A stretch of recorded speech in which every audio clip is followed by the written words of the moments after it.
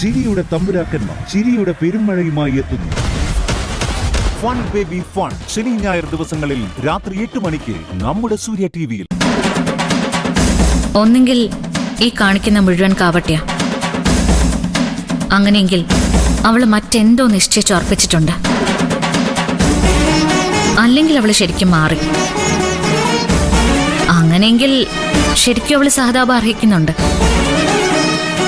രണ്ടായാലും ഇനി അങ്ങോട്ടുള്ള ജീവിതത്തില് ഒഴിവാക്കാൻ പറ്റാത്തൊരാളായി മാറും ചന്ദ്ര. ഞാൻ ഇത്രയും ദിവസമായിട്ട് ആലോചിച്ചില്ലായിരുന്നു. അതാ ഞാനും സിദ്ധുവും തമ്മിലുള്ള വ്യത്യാസം. ഓ, സമ്മതിച്ചു തന്നിരിക്കുന്നു. എനിക്ക് സന്തോഷമേ ഉള്ളൂ. ഞാൻ കാണാത്തൊരു ആംഗിള് എല്ലാ പ്രശ്നത്തിലും കണ്ട. അല്ല, വക്കീലാണല്ലോ. കേസുകളിലൊക്കെ ഈ കഴിവ് എനിക്ക് ഗുണം ചെയ്യും. അത്രയ്ക്കുള്ള കഴിവൊന്നും എനിക്കില്ല സിദ്ധു. ഞാനൊരു പാവ. കൂടുതലൊന്നും എന്നിന്ന് പ്രതീക്ഷിക്കണ്ട. നിരാശപ്പെടേണ്ടി വരും. എന്നാ ശരി സിദ്ധു. ശരി.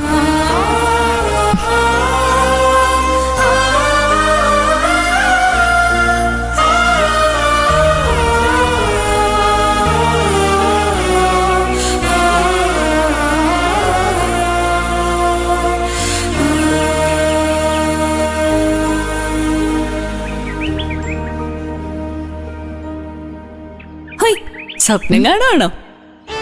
ഞാനോ? സ്വപ്നം കാണാനോ? ആ കാലമൊക്കെ എപ്പോഴേ കഴിഞ്ഞു മോളെ. ഈ കല്യാണം നമുക്ക് അടിച്ചു പൊളിക്കണം ചേച്ചി. വേണ്ട വേണ്ട, ഒന്നും വേണ്ട. സാധാരണ മട്ടില് മതിയെല്ലാം. കല്യാണം നടത്തി കടം കയറുന്നവരാ നമ്മുടെ നാട്ടിലെ പലരും. ആ അവസ്ഥ ഈ വീടിനുണ്ടാവരുത്. എന്നാലും അവരുടെ നിലയും വിലയും കൂടി നമ്മൾ നോക്കണമല്ലോ. ഒന്നിനും ഒരു കുറവും വരത്തില്ലെന്നാ എനിക്ക് തോന്നുന്നത്. അച്ഛനെ ഭംഗിയായിട്ട് തന്നെ എല്ലാം നടത്തും. കല്യാണമൊന്നും അല്ല എന്റെ മനസ്സിലിപ്പോ. അവനാ ശരത്ത്. അവൻ ഈ വീട്ടിലുള്ളിടത്തോളം കാലം ഒരു സമാധാനം കിട്ടില്ല. അവനിവിടുന്ന് പോണം, എങ്കിലേ നമുക്ക് സമാധാനം ഉണ്ടാവൂ. അവനെ ഓടിക്കാൻ ഒരു വഴിയും കാണുന്നില്ലല്ലോ മോളെ. ഉടുമ്പ് പിടിച്ച പോലെ പിടിച്ചിരിക്കുമല്ലേ. പോരാത്തതിന് ഈനാം വെച്ചിക്ക് മരപ്പട്ടി കൂട്ടുന്ന പോലെ ഒരു അമ്മയും. എന്നാലും നമുക്കൊന്ന് കൂട്ടായിട്ട് ശ്രമിച്ചു നോക്കാം ചേച്ചി. എന്തെങ്കിലും ഒരു മാർഗം തെളിയാതിരിക്കില്ല.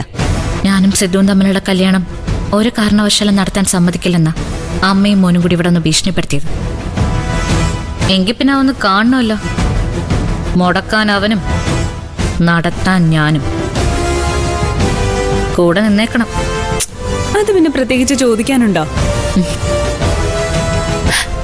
ഈ ശരത്തിനെ ഒരു ബുദ്ധിയും ഇല്ലെന്നേ.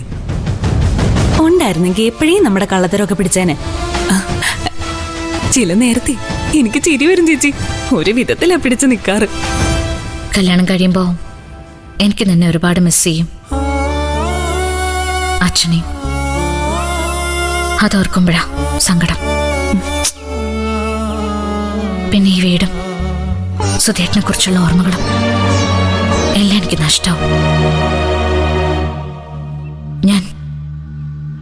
ഞാനല്ലാതെ മാറും. മറ്റൊരാളാവും. അങ്ങനെ ഒന്നും കരുതണ്ട ചേച്ചി. പുതിയ സാഹചര്യമായിട്ട് ചേച്ചിക്ക് പെട്ടെന്ന് തന്നെ പൊരുത്തപ്പെടാൻ പറ്റും. അതെ, സിദ്ധുവേട്ടൻ നല്ലൊരാളല്ലേ. ചേച്ചിക്ക് സിദ്ധുവേട്ടൻ നല്ല കൂട്ടായിരിക്കും. എല്ലാം പോസിറ്റീവായിട്ട് മാത്രം ചിന്തിക്ക്, എന്നാലേ സമാധാനം കിട്ടൂ. ദാ വരുന്നച്ചാ. അച്ഛൻ വിളിക്കുന്നു, എന്താണെന്ന് നോക്കാം. വാ.